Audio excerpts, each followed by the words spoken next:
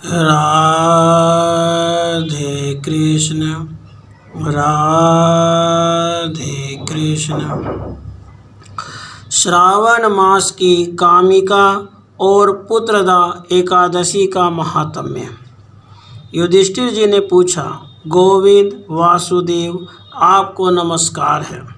श्रावण के कृष्ण पक्ष में कौन सी एकादशी होती है उसका वर्णन कीजिए। भगवान श्री कृष्ण बोले, राजन सुनो, मैं तुम्हें एक पाप नाशक उपाख्यान सुनाता हूँ जिसे पूर्व काल में ब्रह्मा जी ने नारद जी के पूछने पर कहा था। नारद जी ने प्रश्न किया, भगवान कमलासन, मैं आपसे यह सुनना चाहता हूँ कि श्रावण के कृष्ण पक्ष में जो एकादशी होती है उसका क्या नाम है, उसके कौन से देवता हैं तथा उससे कौन सा पुण्य होता है, पर वो यह सब बताइए। ब्रह्मा जी ने कहा, नारद सुनो, मैं संपूर्ण लोगों के हित की इच्छा से तुम्हारे प्रश्न का उत्तर दे रहा हूँ। श्रावण मास में जो कृष्ण पक्ष की एकादशी होती है उसका नाम कामिका है। उसके श्रवण मात्र से वाजपेय यज्ञ का फल मिलता है।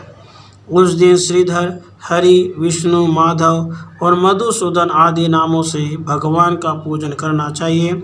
भगवान श्री कृष्ण के पूजन से जो फल मिलता है वह गंगा, काशी, नैमिषारण्य तथा पुष्कर क्षेत्र में भी सुलभ नहीं है।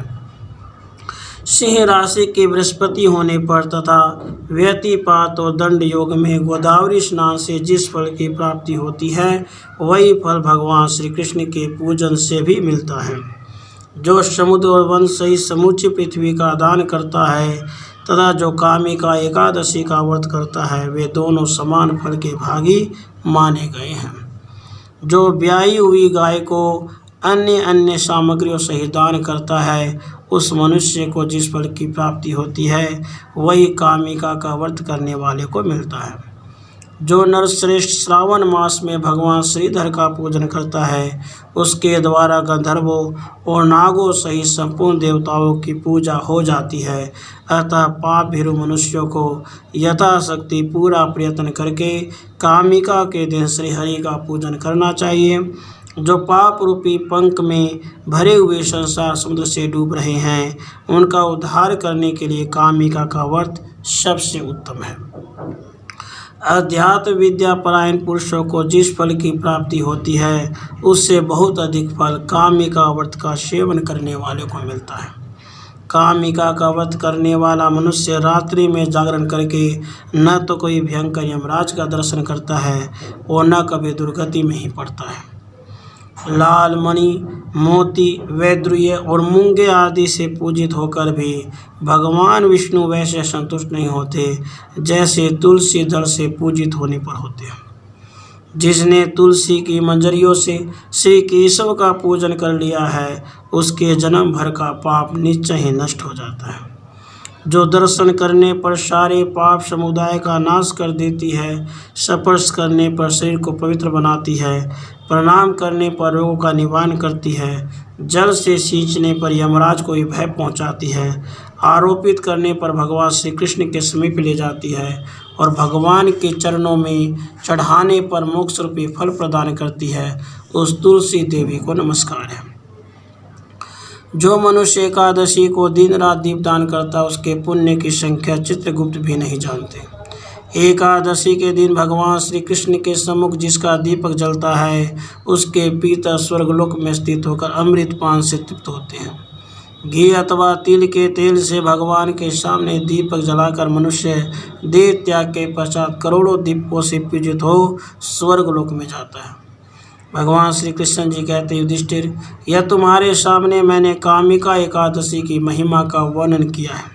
कामिका सब पातकों को हरने वाली है, अतः मानवों को उसका व्रत अवश्य करना चाहिए। यह स्वर्गलोक तथा महान पुण्य फल प्रदान करने वाली है।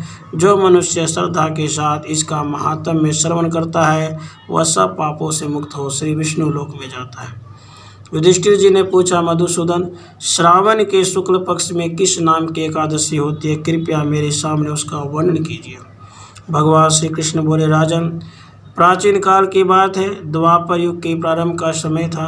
माहिष्मतिपुर में राजा महिजित अपने राज्य का पालन करते थे।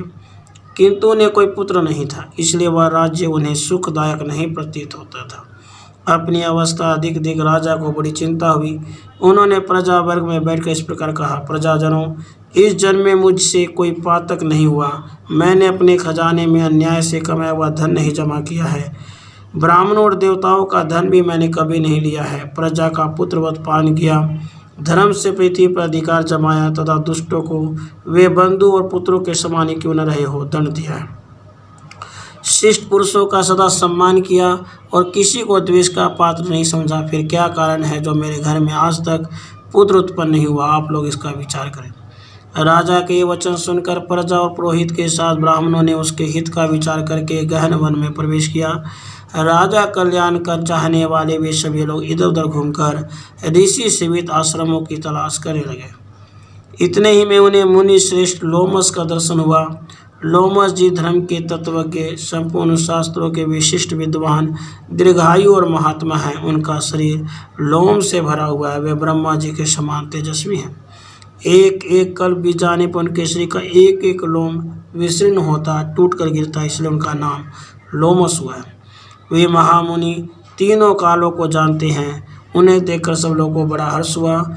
उन्हें निकट आया देख लोमस जी ने पूछा, तुम सब लोग किस लिए यहाँ आए हो? अपने आगमन का कारण बताओ। तुम लोगों के ये जो हितकर कार्य होगा उससे मैं अवश्य करूँगा। प्रजाओं ने कहा, ब्राह्मण, इस समय महिजीत नाम वाले जो राजा हैं उन्हें कोई पुत्र नहीं है। हम लोग उन्हीं की प्रजा हैं जिनका उन्होंने पुत्र की भांति पान किया है। उन्हें पुत्रहीन देख उनके दुख से दुखित हो हम तपस्या करने का दृढ़ निश्चय करके यहाँ आए हैं। द्विजोतम, राजा के भाग्य से इस समय हमें आपका दर्शन मिल गया है। महापुरुषों के दर्शन से ही मनुष्यों के सब कार्य सिद्ध हो जाते हैं। मुनि, अब हमें इस उपाय का उपदेश कीजिए जिससे राजा को पुत्र की प्राप्ति हो। उनकी बात सुनकर महर्षि लोमस 2 घड़ी तक ध्यान मग्न हो गए। तत्पश्चात राजा के प्राचीन जन्म का वृत्तांत जानकर उन्होंने कहा, प्रजावृंद सुनो। राजा महिजीत पूर्व जन्म में मनुष्यों को चूसने वाला धनहीन वैश्य था। वह वैश्य गांव गांव घूमकर व्यापार किया करता था। एक दिन जेठ के शुक्ल पक्ष में 10वीं तिथि को जब दोपहर का सूर्य तप रहा तब वह गांव की सीमा में एक जलाशय में पहुंचा। पानी से भरी हुई बावली देखकर वैश्य ने वहां जल पीने का विचार किया। इतने में ही वहां बछड़े के साथ एक गऊ भी आ पहुंची। वह प्यास से व्याकुल और ताप से पीड़ित थी, अतः बावली में जाकर जल पीने लगे। वैश्य ने पानी पीती हुई गाय को हाँक कर दूर हटा दिया और स्वयं पानी पिया। उसी पाप कर्म के कारण राजा इस समय पुत्रहीन हुए हैं। किसी जन्म के पुण्य से इन्हें अकंटक राज्य की प्राप्ति हुई है। प्रजाओं ने कहा, मुनि, पुराण में सुना जाता है कि प्रायश्चित रूप पुण्य से पाप नष्ट होता है, अतः पुण्य का उपदेश कीजिए जिससे उस पाप का नाश हो जाए। लोमस जी बोले, प्रजाजनों, श्रावण मास के शुक्ल पक्ष में जो एकादशी होती है वह पुत्रदा के नाम से विख्यात है। वह मनोवांछित फल प्रदान करने वाली है। तुम लोग उसी का व्रत करो। यह सुनकर प्रजाओं ने मुनि को नमस्कार किया और नगर में आकर विधि पूर्वक पुत्रदा एकादशी के व्रत का अनुष्ठान किया। उन्होंने विधि पूर्वक जागरण भी किया। उसका निर्मल पुण्य राजा को दे दिया। तत्पश्चात रानी ने गर्भ धारण किया और प्रसव का समय आने पर बलवान पुत्र को जन्म दिया। इसका महात्म्य सुनकर मनुष्य पापों से मुक्त हो जाता है और इहलोक में सुख पाकर परलोक में स्वर्गीय गति को प्राप्त होता है। राधे कृष्ण, राधे कृष्ण।